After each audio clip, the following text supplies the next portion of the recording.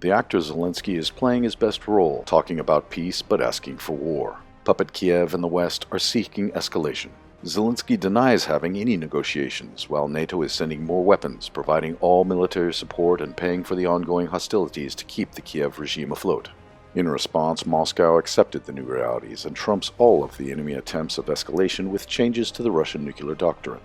Putin clearly set new conditions for Russia to transition to using nuclear weapons. The list of states and alliances against which nuclear deterrence can be deployed was expanded to non-nuclear countries supported by nuclear states. Also, in the event of an attack on Russia by a non-nuclear country with the support of a nuclear power, a non-directly belligerent nuclear power is also considered to be an aggressor, and it can also be attacked with nuclear weapons. The new doctrine has expanded the list of threats that Moscow will respond to with the use of nuclear weapons. It includes a nuclear response to the violation of the Russian border not only by strategic but even by tactical aircraft. Critical threats, even by non-nuclear weapons, will also trigger a nuclear response. For example, in the case of Ukraine, using its own long-range missiles or UAVs against critical Russian defense facilities. Russia also assumes responsibility for defending Belarus with nuclear weapons if it is attacked by a non-nuclear country that is supported by nuclear powers. In fact, the new Russian nuclear doctrine paves the way for fundamental changes to the global security system. The West seems to be surprised. Stupefied, the warmongers start crying that Putin is simply bluffing and there can be no threat of nuclear escalation.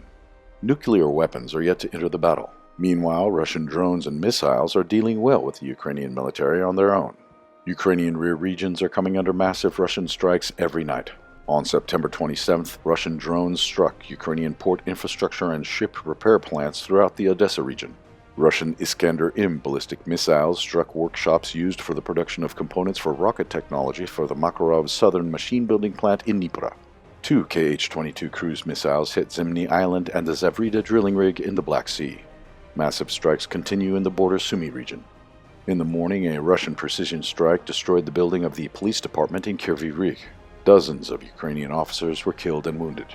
Another massive attack was launched on September 26th. One of the targets was the notorious Starokonstantinov military airfield struck by Kinzhal hypersonic missiles. The Ukrainian military was equipping the airfield facilities to welcome NATO aircraft. According to preliminary reports, the Air Force of Ukraine lost 4 F-16s in unexpected Russian strikes.